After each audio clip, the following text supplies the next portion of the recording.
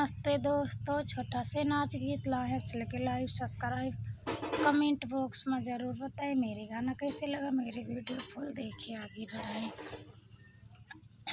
पहली पहली पठौनी ससुर मोरे आए, पहली पहली पठौनी ससुर मोरे आए। ना जावे बुढ़ा तोहरे आए, ना जावे बुढ़ा तोहरे आए।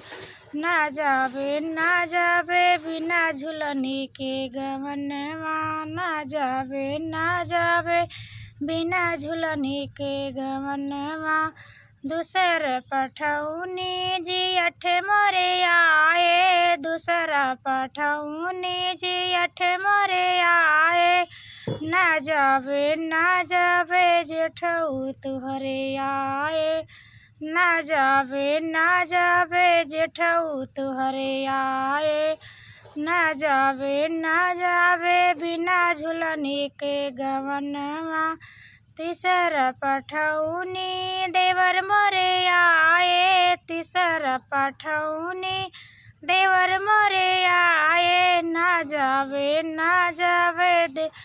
लफंगा के सथवा, ना जावे लफंगा के सथवा।